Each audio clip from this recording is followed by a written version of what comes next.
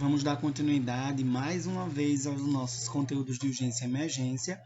E hoje a gente vai falar sobre OVAS, obstrução de vias aéreas por corpo estranho.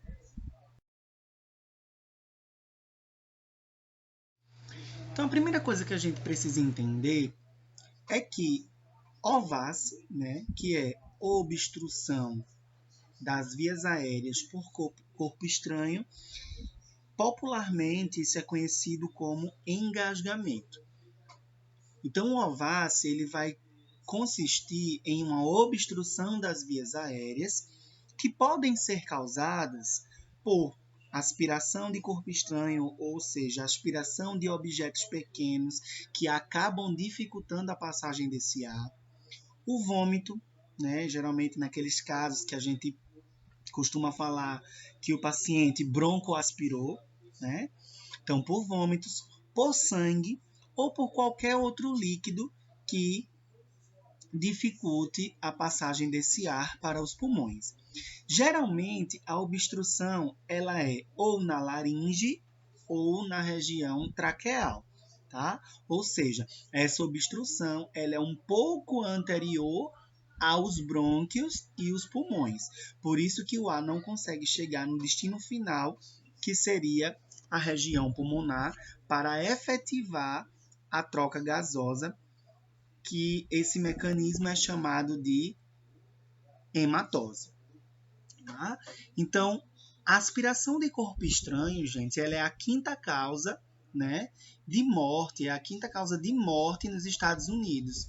E essa OVAS, que é a obstrução das vias aéreas por corpo estranho, isso é um risco muito aumentado para pacientes idosos, porque os pacientes idosos eles apresentam uma dificuldade de deglutição e eles não conseguem fazer um bom mecanismo de respiração e deglutição. Então, muitas vezes esse paciente apresenta uma obstrução, de partículas sólidas em região de laringe e traqueia. Esse OVAS, gente, essa obstrução das vias aéreas por corpo estranho, a gente precisa entender qual o tipo de obstrução e quais as diferenças entre elas. Então, a primeira coisa é que nós temos o fechamento parcial dessas vias aéreas e o fechamento total dessas vias aéreas. No fechamento parcial, o que é que acontece no fechamento parcial? Eu vou permitir apenas uma pequena passagem de ar. Logicamente, eu não tenho um fechamento total. Eu vou ter um fechamento de parte, do trajeto que passaria o ar. Então, eu vou ter uma pequena passagem ainda de ar. A pessoa ela vai começar a fazer esforço para respirar. Geralmente, ela vai aumentar a frequência respiratória de forma compensatória. Então, ele é um paciente que vai ficar taquipneico. E, geralmente, quando esse ar ele passa pelas vias aéreas, onde existe a obstrução, esse ar vai fazer barulho, tá? Então, ele faz uns barulhos que você percebe que aquele paciente está tendo uma dificuldade de respirar e o paciente vai começar a suar, tá? Justamente por esse esforço respiratório que ele vai fazer. Outra coisa importante é que no fechamento parcial, o paciente vai apresentar alguns sintomas, como levar a mão à garganta, ele vai ficar inquieto, querendo retirar esse objeto a todo custo da região, das vias aéreas. Esse objeto que está provocando essa dificuldade respiratória vai provocar tosse nesse paciente e esse paciente vai apresentar dispneia, ou seja, dificuldade em respirar, e essa dificuldade de respirar vai favorecer o aumento da frequência respiratória desse paciente, que vai caracterizar uma taquipneia de forma compensatória. Já no fechamento total, na obstrução total, a pessoa, na verdade, ela vai parar de respirar. Então, quais são os sinais que o paciente vai apresentar num fechamento total, não obstrução total. Primeira coisa, ele vai levar as mãos à garganta. Ele não vai conseguir falar, ele vai tentar falar, mas não vai conseguir. Desse modo, ele para de respirar. E um dos primeiros sinais que esse paciente vai apresentar é a cianose. No início, né, os dedos a periferia dos pacientes vai se mostrar arroxeada, que é o que a gente chama de cianose periférica, mas ao longo do tempo, quando esse paciente mantém essa obstrução total por um certo período de tempo, ele vai começar a apresentar cianose central, ou seja, o rosto, né, nariz, lábios, da cor arroxeada. Então, nós temos algumas técnicas de desengasgo, né?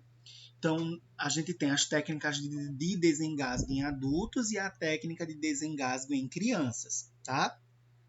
Nos adultos, essa técnica de desengasgo, ela vai ser realizada de duas maneiras. Ou com pacientes conscientes e a outra com pacientes inconscientes, tá? Se a vítima estiver consciente, a gente tem que oferecer suporte, orientando a vítima que ela tussa forte sem parar. Agora, se a vítima não desengasgar, a gente precisa fazer o acionamento do socorro especializado e aí vai ser necessário realizar uma manobra chamada de manobra de Heilig. Como é realizada a manobra de Heilig? Primeiramente, a gente precisa entender o que é essa manobra, tá? Então, a manobra de Heilig, na verdade, ela é uma compressão que vai ser realizada a nível abdominal com o intuito de desobstruir as vias aéreas através de uma compressão no diafragma para favorecer a entrada e a saída de ar e a expulsão do corpo estranho das vias aéreas da vítima. Então, a primeira coisa que a gente precisa para realizar essa manobra. Primeira coisa, posicionar-se atrás da vítima com as pernas separadas para assegurar possível queda em caso de inconsciência. É preciso colocar, deixa eu só ativar aqui o nosso ponteiro.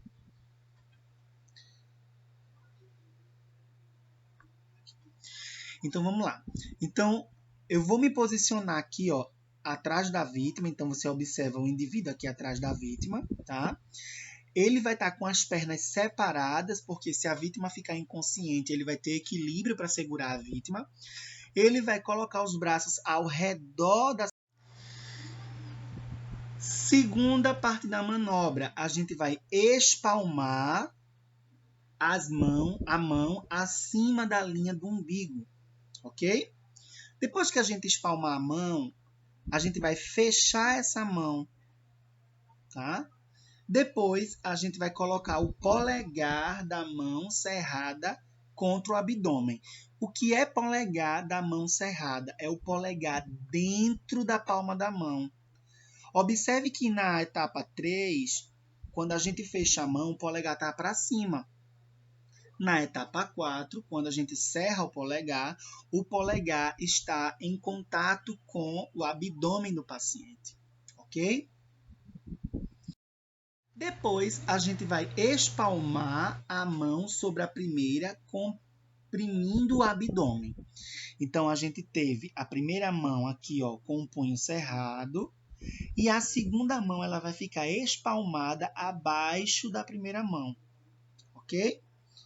Depois, a gente vai realizar os movimentos rápidos, direcionados para trás e para cima. Então, a gente vai pressionar o abdômen do paciente para trás e para cima em um movimento rápido em formato de J, ok? Em formato de J.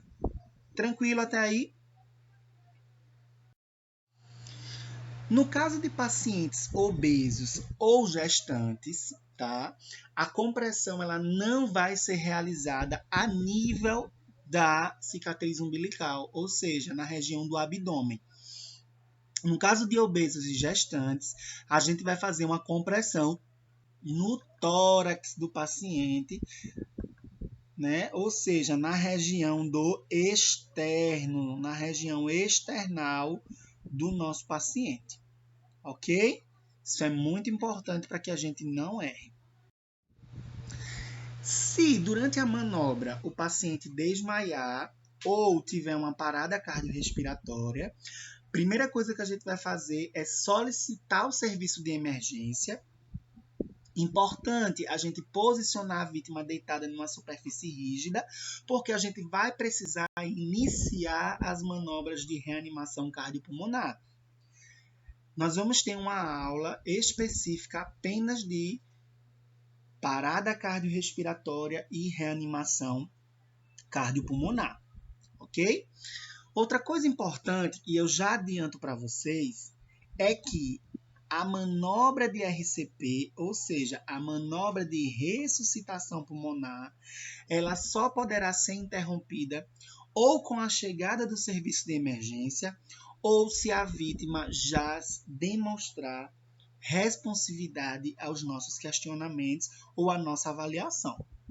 Fora isso, eu não vou poder parar. Uma vez iniciada a ressuscitação, eu não posso parar até a chegada do serviço de emergência ou se a vítima apresentar melhora do quadro. Você vai ouvir Aqui eu agora trago para uma vocês ligação uma feita para a reportagem muito Polícia Militar interessante hoje com a cedo por uma utilização moça de de 18 uma anos, tecnologia moradora de chamada de Clementina, que telemedicina, estava que está amamentando a filha salvando dela, muitos de 2 bebês, né, em meses, caso de quando a menina engasgo, começou a sufocar. que também é um É mais grupo uma de daquelas risco conversas que dão uma e agonia esses tremenda, indivíduos mas que engasgam mostram muito, como principalmente orientação durante a correta amamentação. é capaz de E a salvar uma vida. telemedicina, ela Ouça vem só. para auxiliar o Polícia Militar de atendimento Emergência. domiciliar em caso de engasgos. Isso é muito interessante. Vamos dar uma olhada Qual a idade dela? nessa reportagem. É ligação com quem? Coloca ela de bruços em cima da mão da senhora. Deixa um pouco ela, a cabeça um pouco para baixo. Dá um tapinha nas costas dela, no meio das costas dela. Devagar.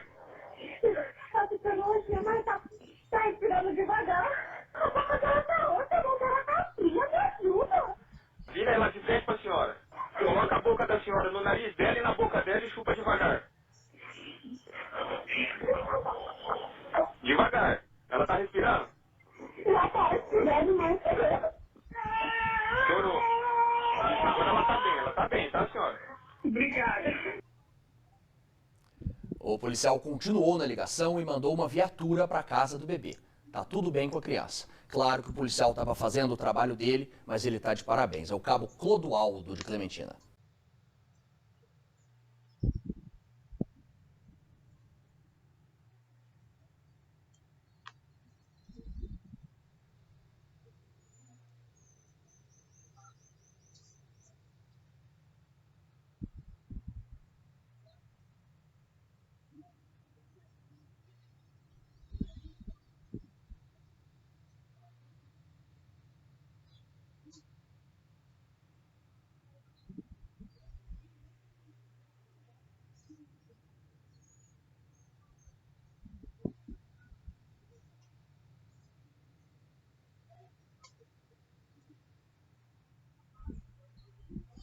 Então, a telemedicina, gente, hoje em dia ajuda demais, né, nos casos de...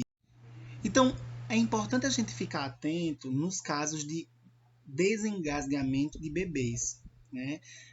Visto que é uma população que acomete muito esses tipos de situações. Então, fique atento ao seguinte: caso o bebê não consiga chorar e nem tossir, é importante a gente considerar que as vias aéreas desse bebê estão fechadas ou estão obstruídas. Um indicador de um bebê engasgado é ele emitir ruídos estranhos ou abrir a boca sem emitir nenhum som. A pele começa a ficar vermelha e ela vai evoluindo para a coloração azulada e arroxeada. Isso indica que o paciente não está tendo uma boa troca gasosa, que é o que indica um sinal de cianose, tá? E a criança que apresenta tosse quando engasgado quer dizer que esse paciente não teve um engasgamento total, ou seja, o engasgamento desse paciente foi parcial. E é importante considerar se essa criança ou esse bebê consegue tossir, que a tosse é um método eficaz para a liberação dessas vias aéreas. Porém, quando o indivíduo ele é bebê, ele não consegue tossir. E aí a gente precisa ofertar os cuidados de uma outra maneira. Então, a primeira coisa que a gente vai fazer no caso de engasgamento de bebês é a palma da mão. Deixa eu só colocar o ponteiro aqui para ir acompanhando junto com vocês. Então, a primeira coisa que a gente vai fazer é colocar o bebê, né? Ou seja, segurar o bebê com a palma da mão em concha. Então, a gente vai segurar o bebê com a palma da mão em concha. Depois, a gente vai deitar o bebê de costas em um antebraço, né? No antebraço do socorrista.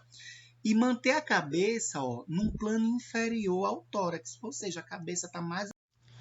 A gente vai abrir a boca do bebê no intuito de procurar se existe alguma obstrução, ou seja, a gente vai observar se há objetos, se há alimentos ou qualquer coisa do tipo que esteja impedindo a respiração desse bebê, ok? Outra coisa importante é que a gente deve evitar sempre colocar o dedo na boca do bebê, à exceção de que, se ao visualizar algum objeto, tá? E que esse objeto possa ser retirado, eu tenho que ir com cuidado para que eu não possa empurrá-lo para baixo. Tá? Então, eu só vou colocar o dedo na boca do meu bebê, da criança, se eu visualizar algum objeto e perceber que esse objeto tem facilidade de ser retirado. Outra coisa que eu posso identificar é que se não houver expansão de tórax, a gente vai passar o bebê para o outro braço e vai virar ele de bruços com a cabeça mais baixa. Tá? Então, a gente vai virar ele de bruços e a cabeça desse bebê vai estar mais baixa do que o tórax. Tá? E a face desse bebê vai estar virada para baixo. Ok? Depois, a gente vai segurar firmemente a cabeça desse bebê. Observe aqui, a gente segurando firmemente a cabeça desse bebê. E com a outra mão, né, a gente vai, com o dedo indicador, a gente vai abrir a boca desse bebê. Ok? Isso para que esse bebê tenha uma facilidade da entrada de ar. Ok?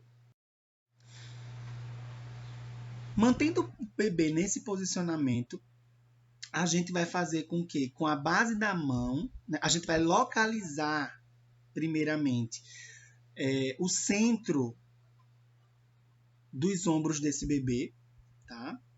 E com a base da mão, a gente vai ofertar 5 palmadas nesse bebê, tá?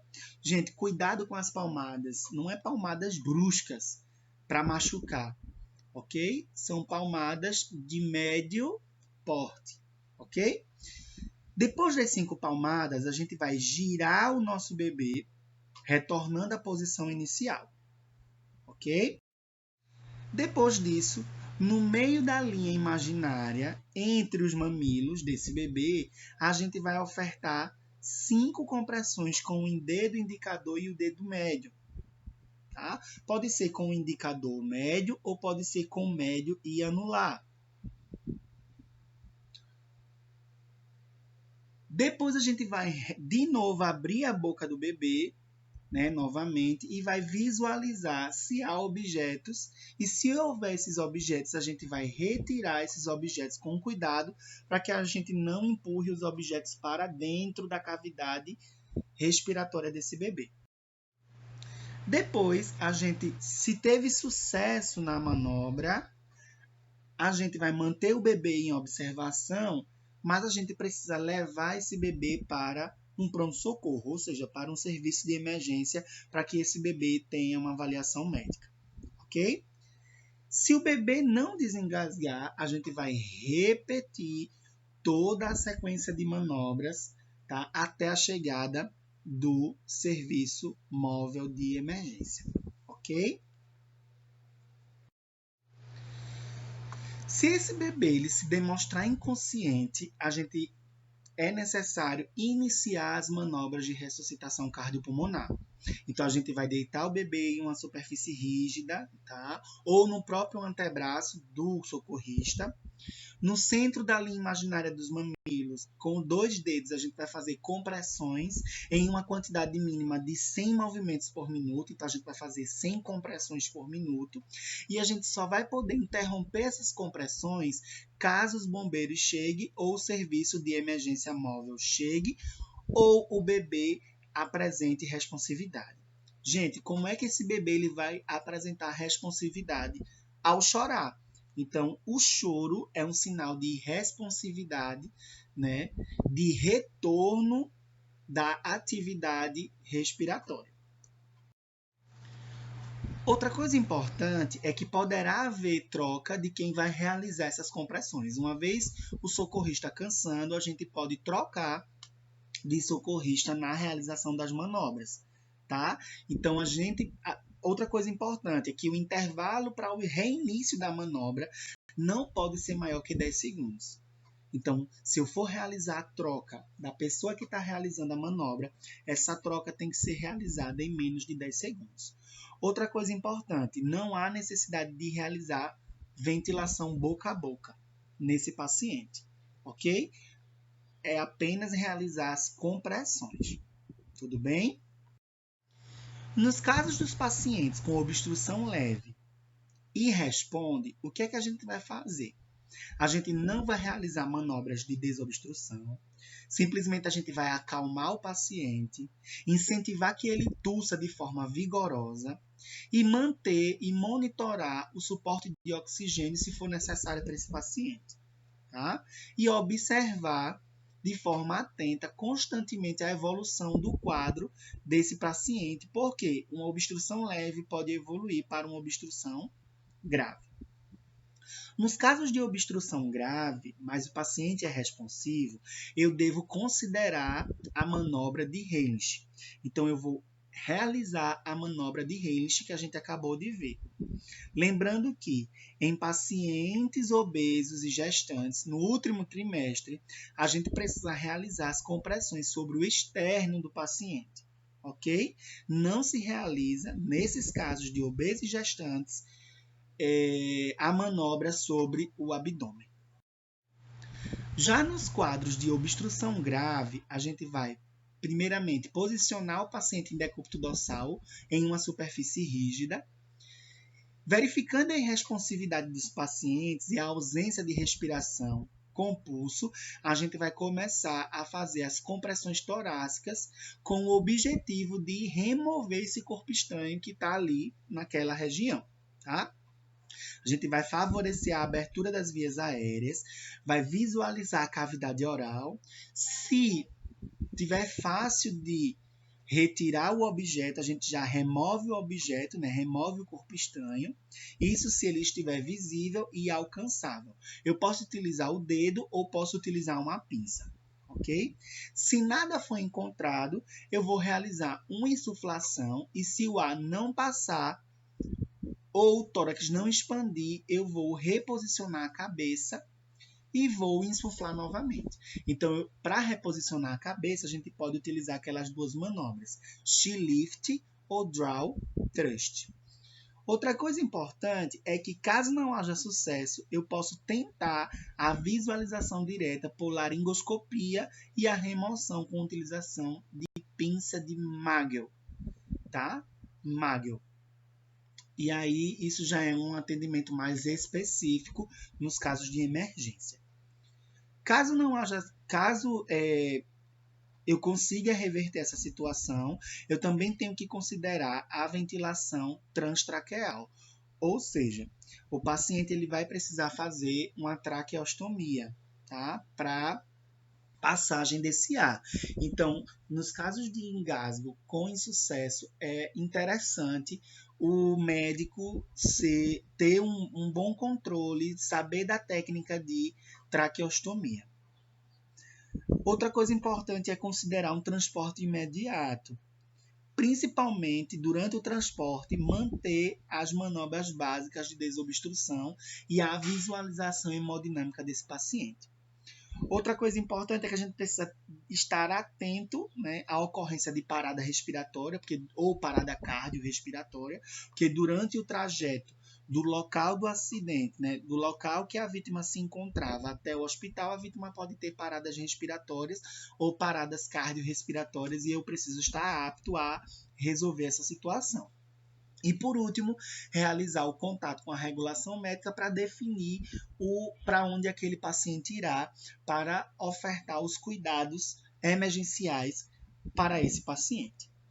Gente, a gente encerra por aqui. Espero que vocês tenham gostado.